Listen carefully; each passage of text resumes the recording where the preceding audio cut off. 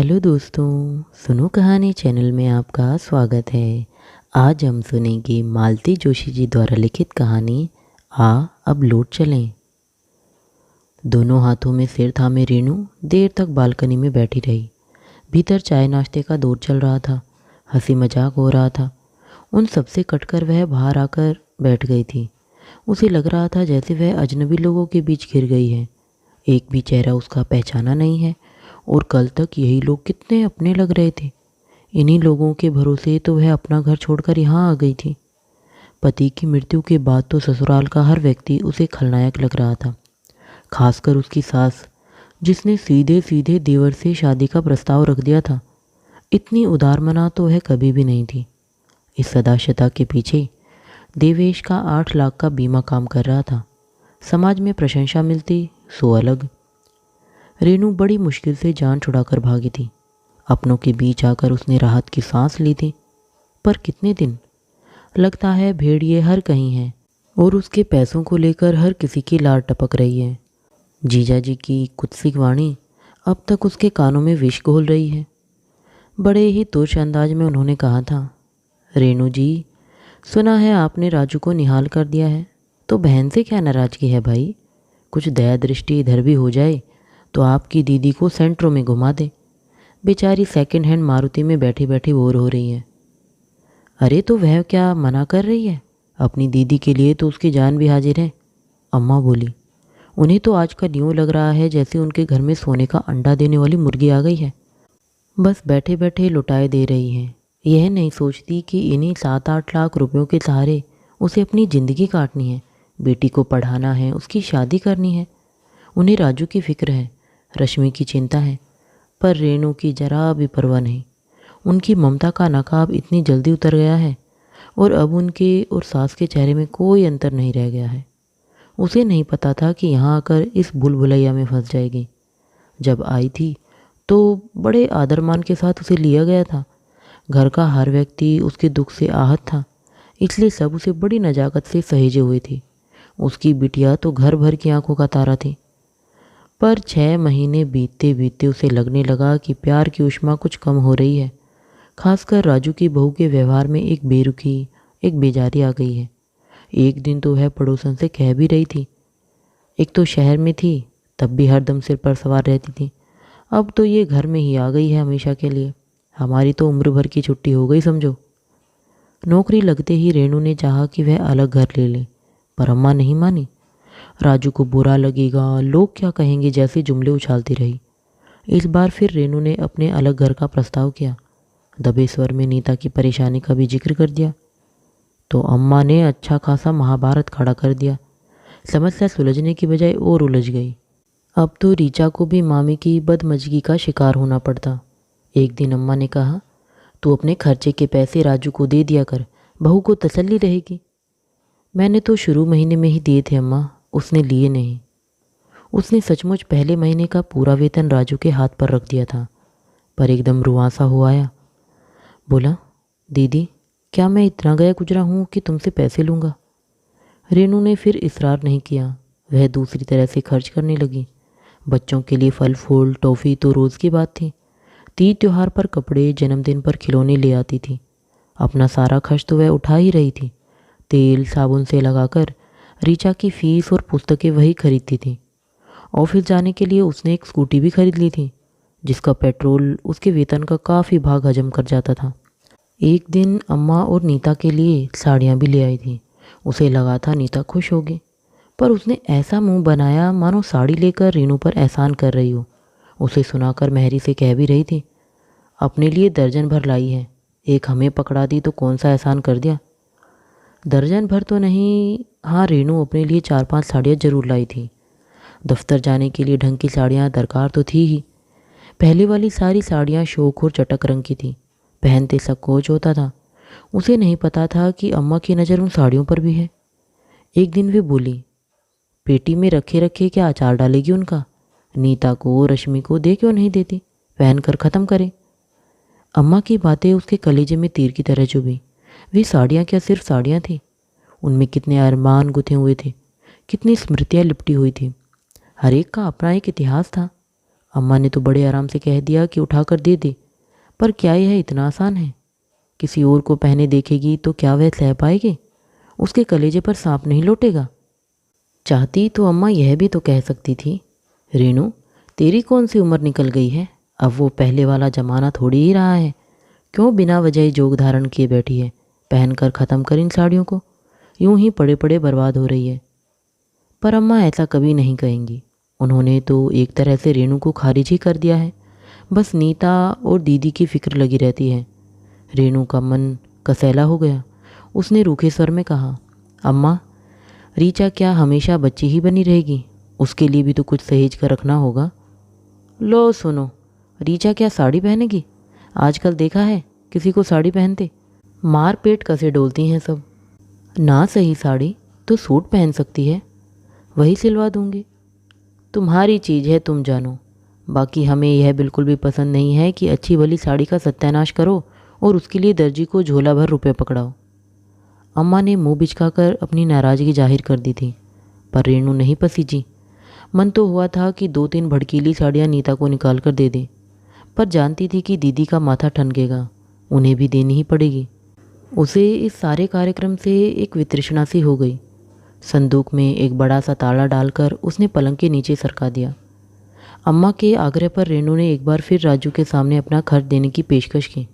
वह बोला, दीदी बार बार शर्मिंदा क्यों करती हो? हम लोग पहले भी तो इस मसले पर बात कर चुके हैं। लगता है अम्मा ने तुम्हें पट्टी पढ़ाई है। अम्मा तो आजकल बिल्कुल सठिया गई हैं। अम्मा क्यों कुछ कहने लगी। मेरे पास भी आंखें हैं, दिमाग है। मैं भी जानती हूँ कि आजकल एक कमाई में घर चलाना कितना मुश्किल है। फिर तुम तो 2-2 गृहस्थियों का भार ढो रहे हो। फिर वही बात, मुझे कितनी बार कहना होगा कि तुम्हें मैंने कभी अपने से अलग नहीं समझा। मलय, निलय और ऋचा में कभी कोई फर्क नहीं किया। आश्वस्त होकर रेनू वहाँ से उठ गई। उसने कनखियों से देख लिया था कि किचन के दरवाजे की ओट में खड़ी नीता ध्यान से दोनों की बातें सुन रही है। रेनू को तसल्ली हुई, चलो मेरी तरफ से तो नीता का मन साफ हो जाएगा। पर नीता में कोई बदलाव नहीं आया। वह वैसी ही घुन्नी बनी रही। दिन भर मुंह लटकाए घूमती, सबसे बस ज़रूरत भर की बात करती। रेनू को किसी काम में हाथ नहीं लगाने देती।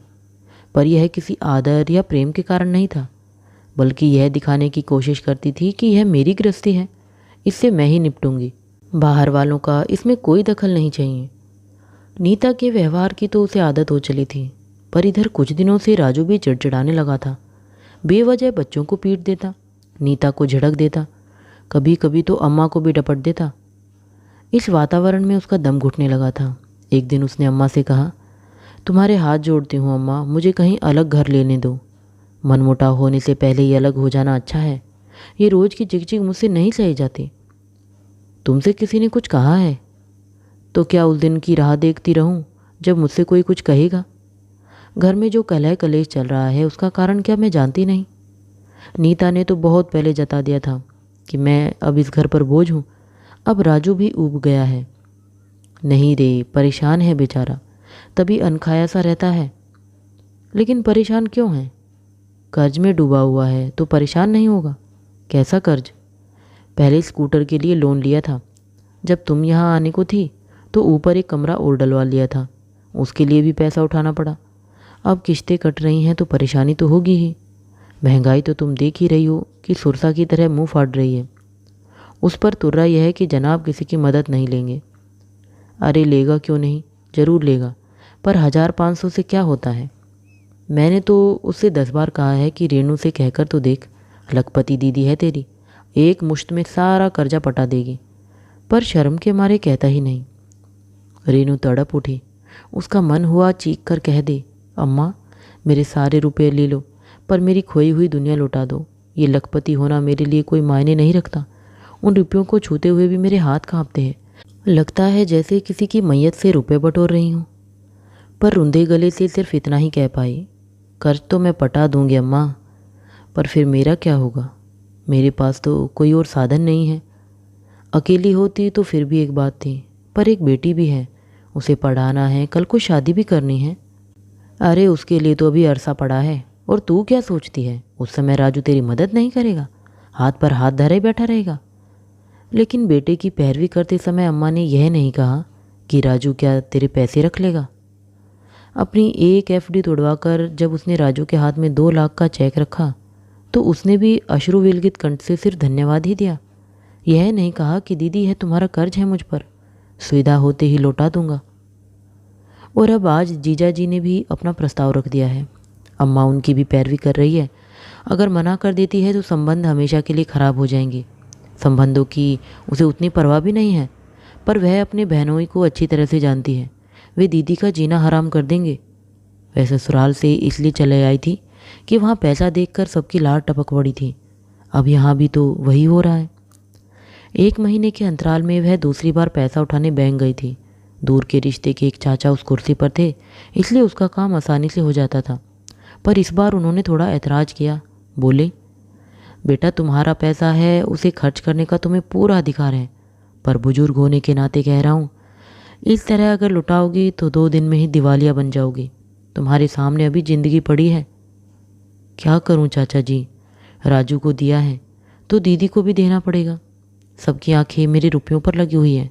अम्मा भी उन्हें शय देती है। तुम एक छोटा सा फ्लैट क्यों नहीं खरीद लेती, झंझट ही ख़त्म हो जाएगा। अम्मा अलग नहीं होने देंगी। कोई बात नहीं, किराए पर उठा देना, आमदनी तो होती रहेगी। और देखो देर सवेर तुम्हें अलग ठिकाना करना ही पड़ेगा। माँ बाप हमेशा किसके साथ रहे हैं, अम्मा के बाद क्या उस घर में रह सकोगे। उसने कहना चाहा, अम्मा के रहते ही मैं कौन सी चैन से हूँ, पर वह चुप रह गई। घर की बात बाहर करना अच्छा नहीं लगता। अंकल ही बोले, रेनू पता नहीं तुम्हें अच्छा लगेगा या नहीं, पर मैं कहे बिना नहीं रह सकता। क्या बात है अंकल, क्या कभी तुमने दोबारा घर बसाने के बारे में सोचा है। क्या बात कर रहे हैं, 10 साल की बेटी को लेकर अब मैं दूसरा ब्याह रचाऊंगी। यही ठीक से पल जाए तो बस है। यह तो पल ही जाएगी, पर पिता की कमी उसे हमेशा खलेगी और मामा उस शून्य को भर नहीं सकता। 2-3 साल पहले बहुत अच्छे प्रपोजल लेकर तुम्हारे घर गया था, पर भाभी ने इतनी बुरी तरह झड़क दिया था कि फिर कभी हिम्मत ही न पड़ी। ये कब की बात है अंकल, मुझे तो पता ही नहीं था।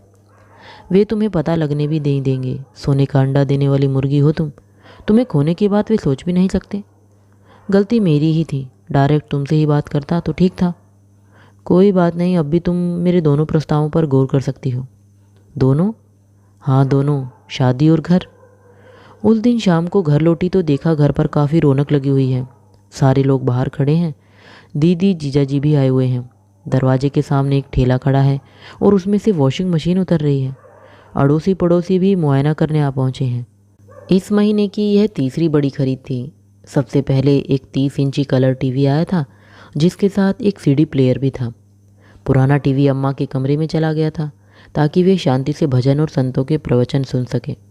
फिर मलय निलय के लिए साइकिलें आई थीं। राजू ने बड़े दार्शनिक अंदाज में सफाई दी थी। बहुत दिनों से ड्यू था दीदी, मैंने सोचा बच्चे बड़े हो जाएंगे तो यह हसरत मन के मन में रह जाएगी। पर बंदे ने एक बार भी यह नहीं कहा कि दीदी तुम्हारी बदौलत ही मैं बच्चों की इच्छा पूरी कर सका हूँ। अब पड़ोसियों से घिरी नीता वॉशिंग मशीन पर लेक्चर झाड़ रही है। सच्ची मैं तो मेहरी के नखरे झेल झेल कर परेशान हो गई थी। अब कुछ तो राहत मिलेगी। मैं तो इनसे कह रही हूँ कि मुझे एक वैक्यूम क्लीनर और डिश वॉशर और ला दो, सिरे से उसकी छुट्टी ही कर दूंगी। नीता के चेहरे से खुशी छलकी पड़ रही थी, पर उसने एक बार भी अपनी सखियों को यह नहीं बताया कि यह राहत, यह खुशी दीदी के कारण ही संभव हो सकी है। कहीं से भी ऐसा नहीं लग रहा था कि राजू बेचारा कर्ज का मारा है, बल्कि ऐसा लग रहा था कि उसकी कोई लॉटरी लग गई है। कल को दीदी जीजा जी भी शान से सेंटरों में घूमेंगे, पर शायद वे भी भूल जाएंगे कि गाड़ी में रेणु का पैसा लगा है। रेणु को वितृष्णा हो आई। वॉशिंग मशीन की खुशी में समोसे आए थे, मिठाई आई थी। चाय के साथ सब लोग उनका आनंद उठा रहे थे। एक अकेली वही गुमसुम बैठी थी। सबसे ज़्यादा नीता चहक रही थी। अरसे बाद उसे इतना प्रसन्न देखा था। दीदी मेरा बहुत मन है एक माइक्रोवेव लेने का। ये कह रहे हैं कि ओटीजी लेंगे, आप बताइए क्या लेना चाहिए। नीता दोनों नंदों से मुखातिब थी। दोनों की अपनी यूटिलिटी है, रेनू ने बुझे मन से कहा। रेनू एक ओटीजी तुम्हारे पास भी तो था, दीदी ने पूछा।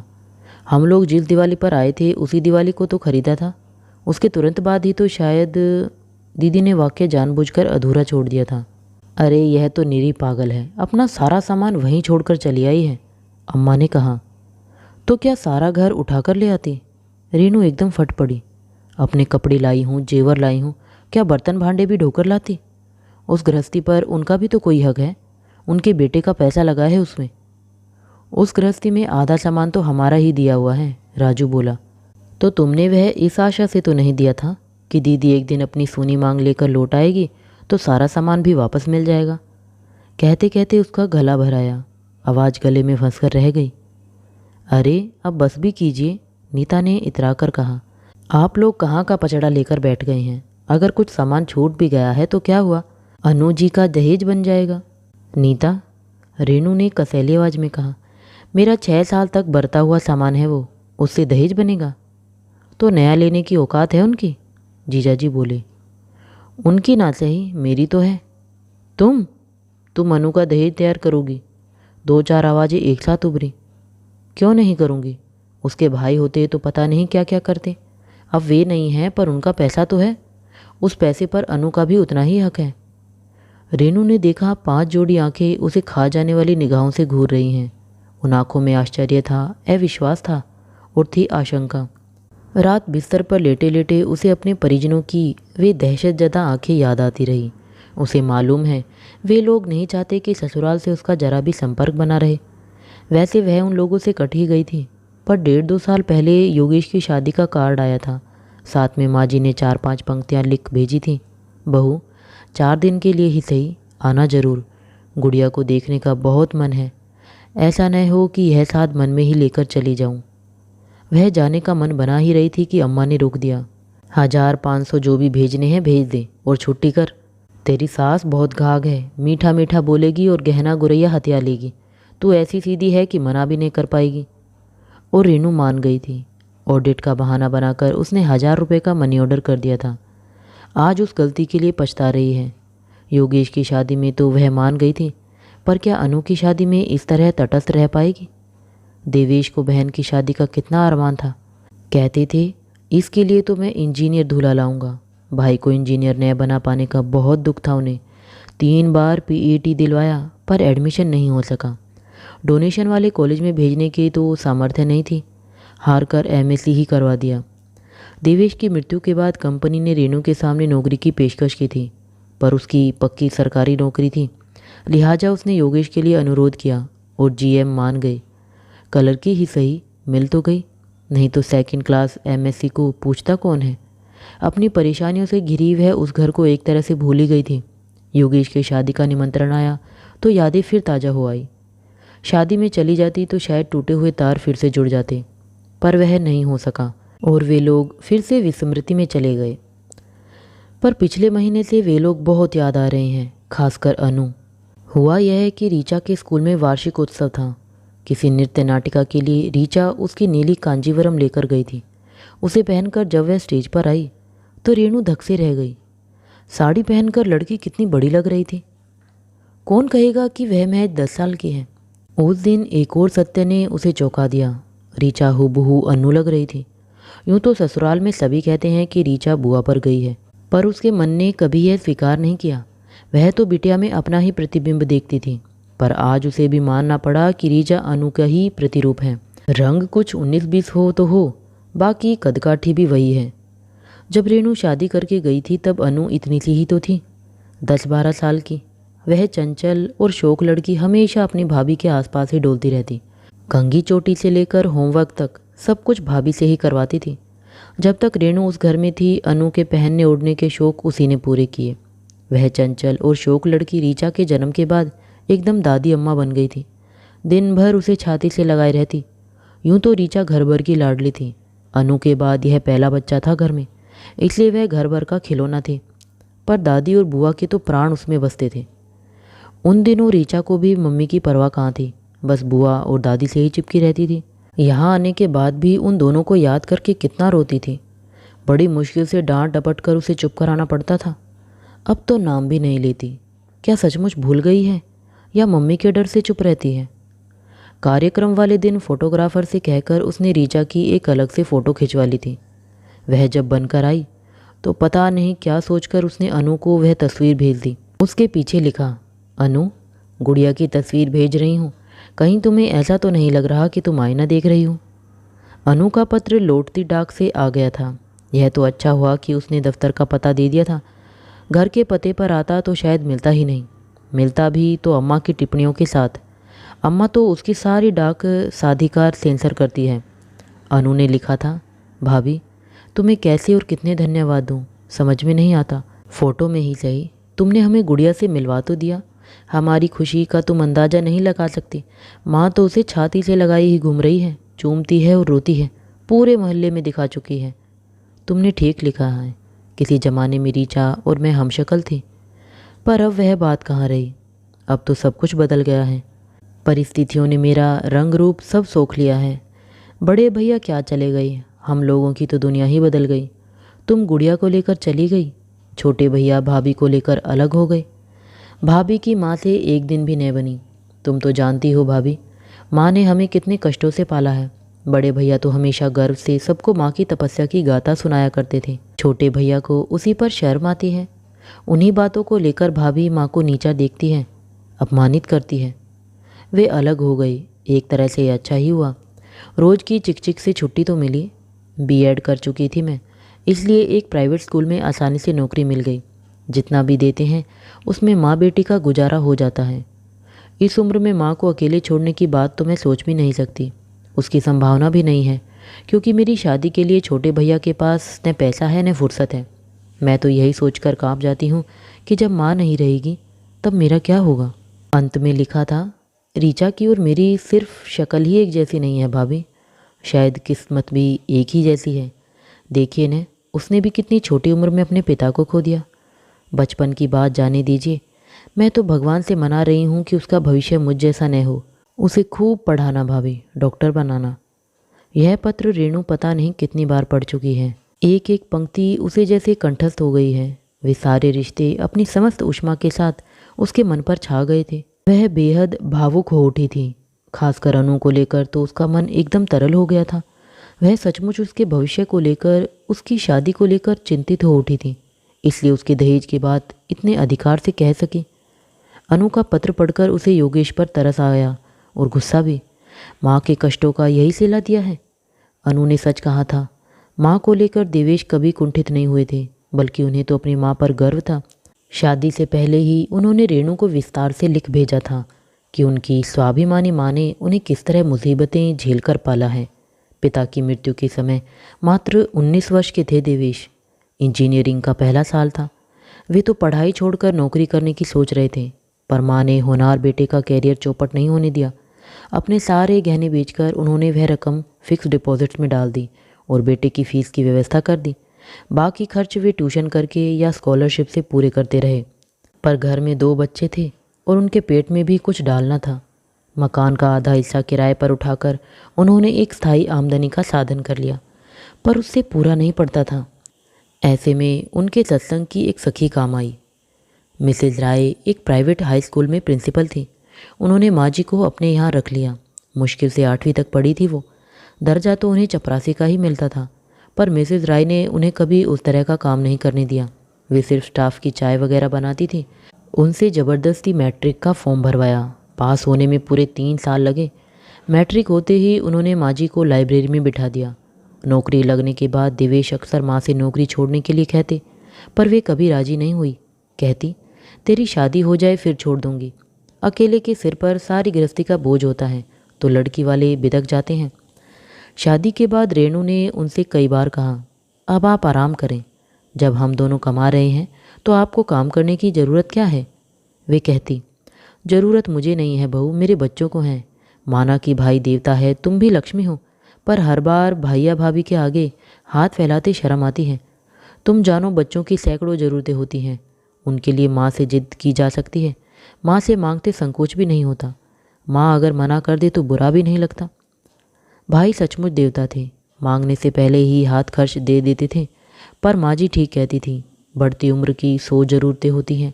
उनकी फेहरिस्त भी नहीं बनाई जाती, ना ही उनका हिसाब मांगा जाता। माँ जी कहती, योगेश की नौकरी लग जाने दे, तब तक यह महारानी भी विदा हो जाएगी, फिर आराम ही आराम है। पर अपना सोचा सब कहाँ हो पाता है। सब कुछ ऐसे छिन भिन हो गया जैसे कोई सुंदर सपना अचानक टूट जाता है। माँ जी तो एकदम विक्षिप्त सी हो गई थी। पति की मृत्यु के बाद उन्होंने बड़ी हिम्मत से काम लिया था। बड़े कौशल से अपने उजड़े घर को संवार लिया था, पर बेटे का आघात उनके लिए असहनीय था। वे घंटों गुमसुम बैठी रहती या रीचा को छाती से लगाए रोती रहती। रेणु के पीहर से कोई पहुंच जाता तो उन्हें लगता वह रेणु को लिवाने के लिए आया है। वे बिल्कुल बौखला जाती। इसी बौखलाहट में उन्होंने रेणु के सामने योगेश से शादी का प्रस्ताव रख दिया था। शायद इस प्रस्ताव के पीछे रीचा का ही मोह था, पैसे का नहीं।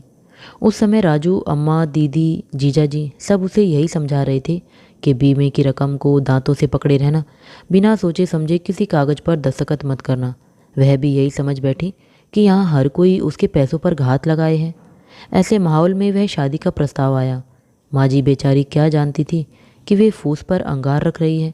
दूसरे ही दिन दफ्तर जाकर उसने एक अर्जी छुट्टी की दी, दूसरी ट्रांसफ़र की। इस घर में अब उसका रहना असंभव था। माँ से ज़्यादा अब उसी बेटे का डर था। ट्रांसफ़र होने में पूरे 3 महीने लगे। उतने दिन वह अम्मा के पास बनी रही। चार्ज देने एक बार फिर ससुराल जाना पड़ा। उस समय तक माँ जी के आंसू सूख चुके थे। एक बार फिर उन्होंने भाग्य से जूझने के लिए कमर कस ली थी। चलते समय भरे गले से बस इतना ही कहा, बहू जा तो रही हो पर जिंदगी भर भाई की चौखट पर मत पड़ी रहना, नहीं तो लड़की कुम्हला जाएगी। जिंदगी भर कहाँ, अभी तो महज 5 साल हुए हैं। यह नटखट चंचल जिद्दी लड़की कितनी शांत हो गई है। क्या इसी को कुम्हलाना कहते हैं? रेनू ने बगल में लेटी रीचा को देखा। नींद में भी उसका चेहरा कैसा बुझा बुझा सा लग रहा था। रेनू को एहसास हुआ कि एक अरसे से उसने बेटी को गौर से देखा ही नहीं है, ना ही उसे कलेजे से लगाकर प्यार किया है। एक अरसा हुआ रीचा ने उससे खुलकर बात नहीं की है। एक ही कमरे में दोनों अलग अलग द्वीपों में बट गई हैं। अपनी परेशानियों में उसे रीचा के खान पान की ओर ध्यान देने की फुर्सत नहीं न मिलती। वैसे भी नीता को रसोई में किसी का दखल पसंद नहीं है। रेणु सुबह उसका टिफ़िन बना देती है, पर स्कूल से लौटकर वह क्या खाती है उसे पता नहीं। उस समय वह अपने दफ्तर में होती है। वह नाश्ते की ढेर सारी चीज़ें घर में लाकर रखती है, पर रीचा खाती है या नहीं उसे पता नहीं है। वैसे भी मलय नीलय उस पर हमेशा हावी रहते हैं। एक तो वे लड़के हैं, दूसरे उनके बाप का घर है। उनका साथ देने के लिए उनकी माँ हमेशा घर में मौजूद रहती हैं। कई बार मन हुआ कि अपने कमरे में कुछ लाकर रख लें, पर हिम्मत नहीं पड़ी। रख भी लेती तो क्या होता। राजू के बच्चे तो घर भर में धमा चौकड़ी मचाते रहते हैं। रीचा से पहले वे ही सब चट कर जाते। चाचा की शादी में जाने की बात हो रही थी तो रीचा कितनी हुलस उठी थी। कितनी ललक से उसने अपना बैग तैयार किया था, पर जब प्रोग्राम रद्द हो गया तो चुप करके बैठ गई। एक बार भी उल्हाना नहीं दिया। पिछले साल से साइकिल के लिए कह रही है। पैदल ट्यूशन आते जाते थक जाती है, पर भीड़ भरी सड़कों का वास्ता देकर रेनू टालती रही है। उस दिन मलय नीलय दोनों के लिए साइकिलें आई तो रीचा हसरत से देखती रह गई, पर कुछ नहीं बोली। रेणु को बहुत दुख हुआ था। 1800 एकदम फेंकते नहीं बन रहे थे, इसलिए टाल रही थी। पर राजू तो पूरे 3000 फेंक आया था और खुश हो रहा था। उसी के पैसों पर लोग ऐश कर रहे थे और उसकी अपनी बेटी छोटी छोटी चीज़ों के लिए तरस रही थी। टीवी के साथ भी यही हुआ। नया टीवी आया और राजू के कमरे में चला गया। पुराना अम्मा ने हथिया लिया। रीचा बोली कि मम्मी एक छोटा सा अपने लिए भी ले लो न, तो रेनू ने झड़क दिया, हम लोग कोई धन्ना सेठ हैं जो हर कमरे में टीवी होगा? यहाँ दिन भर देखने की फुर्सत किसे है? तुम्हारा जब भी मन हुआ करे तो नानी या भाभी के कमरे में देख आया करो, वे मना थोड़ी ही करती हैं। पर रीचा वहाँ देखने नहीं गई, ना उसने दोबारा मम्मी से टीवी के लिए कहा। लड़की सचमुच कुम्हला गई है। सुबह वह दफ्तर के लिए निकली तो देखा राजू स्कूटर के साथ जूझ रहा है। आजकल कुछ ज़्यादा ही परेशान करने लगा था। उसे देखते ही बोला, 181। अरे यार दीदी, तुम जीजा जी को जल्दी से फाइनेंस कर दो न, ताकि मुझे इस खटारे से छुटकारा मिले। मतलब यह है कि वे नई सेंट्रो ले आए तो मैं उनकी मारुति ले लूँ। तुम मारुति ले रहे हो? हाँ यार, नीता का बहुत मन है। अब नई तो अपन इस जन्म में खरीद नहीं सकते, पुरानी से ही मन बहला लेंगे। 60,000 में सौदा पक्का हुआ है, पर इस सौदे में मैं कहाँ आती हूँ? कमाल करती हो, उस दिन बात नहीं हुई थी? आप फाइनेंस करेंगी तभी तो सेंट्रो आएंगी। उस दिन? अरे वह तो यूं ही मजाक चल रहा था। भला मेरी क्या औकात है कि मैं जीजा जी को फाइनेंस करूं, और उसकी ज़रूरत भी क्या है? दुनिया भर की कंपनियां और बैंक लोन देने के लिए उतारू बैठे हैं। Car loan, house loan, tour loan, education loan, furniture loan. तुम चाहो तो तुम भी अपने लिए नई नकोर गाड़ी खरीद सकते हो। राजू को तो उसने किसी तरह बहला दिया, पर उसकी बात दिन भर उसके मन में चक्कर काटती रही। जीजा जी अगर सचमुच उसकी आशा में बैठे हैं तो उसका इलाज करना ही होगा। शाम को घर लौटने की बजाय वह दफ्तर से सीधी दीदी के यहाँ पहुँच गई। जीजा जी भी बस अभी लौटे ही थे। मियाँ बीबी दोनों बालकनी में चाय का लुफ्त ले रहे थे। आइए साली साहिबा, आज इधर कैसे भूल पड़ी। जीजा जी ने गर्मजोशी से उसका स्वागत किया। रीनू को देखकर उनकी आंखों में चमक आ गई थी।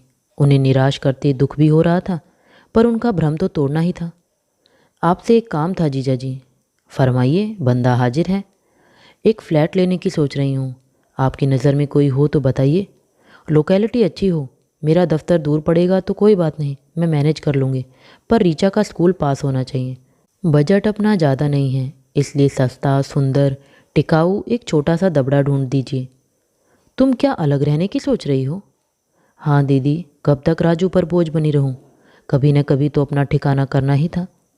अपनी बेटी का तो ख्याल क्या होता? दरअसल उसी के ख्याल से मैं जल्दी मचा रही हूँ। मेरे लिए तो खैर वह मेरी माँ का घर है, पर उसकी जड़ें तो यहाँ नहीं हैं। उसका भी तो कोई अपना घर हो। कल को ससुराल जाएगी तो कुछ यादें साथ में हो। यहाँ तो उसकी दुनिया एक कमरे में कैद होकर रह गई है। न कोई सखी है, न सहेली। ना वह किसी के यहाँ जाती है, न किसी को बुलाती है। पढ़ती है या गुमसुम बैठी रहती है।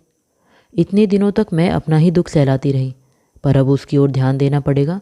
वह उम्र के बहुत नाजुक मोड़ पर खड़ी है। तभी तो कह रही हूँ, इस समय तुम्हें अलग रहने की सोचनी भी नहीं चाहिए। दफ्तर जाते समय उसके किसके भरोसे छोड़कर जाओगे? कुछ न कुछ प्रबंध तो करना ही पड़ेगा। कोई बुजुर्ग सी आया दिन भर के लिए रख लूँगी। अम्मा से कहूँगी बीच बीच में आ जाया करे। कभी कभार रीचा की दादी भी आकर रह सकती है, अब तो रिटायर हो गई है। रीचा की दादी मतलब तुम्हारी सास? उनको बुलाओगी?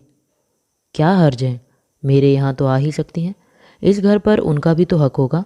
उनके बेटे की कमाई ही तो लगेगी उसमें, नहीं तो मेरी क्या औकात है। संभल कर रहना, बहुत गाग है तुम्हारी सास। राजनीति में होती तो अच्छा नाम करती, यहाँ बैठे बैठे तुम्हें इमोशनली ब्लैकमेल करती रहेगी। सो तो सब कर रहे हैं, रीनू ने कहना चाहा पर जब्त कर गई। उत्तर में बस इतना कहा, जीजा जी अब जैसी भी है मेरी सास है, रीचा की दादी है, झेलना ही पड़ेगा। हमारी अम्मा को तो आप जानते ही हैं, फिर भी नीता निभा रही है कि नहीं? जैसा निभा रही है हम खूब जानते हैं। दीदी ने बुरा सा मुँह बनाकर कहा, तुम मगर होशियार रहना। चिकना चुपड़ा बोलकर वे बेटी की शादी तुम्हारे गले मढ़ देंगी। तब तक अनु कुंवारी रही तो वह भी कर लूँगी। करना ही पड़ेगा। कल को रीचा की शादी में मेरे साथ यही लोग तो खड़े रहेंगे। देखो भाई, तुम्हारा पैसा है, तुम्हारे लोग हैं, तुम्हारी ज़िंदगी है, जैसा ठीक समझो करो। हमारा काम सलाह देना है, मानना ना मानना तुम्हारी मर्जी पर है। जीजा जी ने बड़े दार्शनिक अंदाज में चर्चा का समापन किया। उनके स्वर में नाराज़गी साफ झलक रही थी।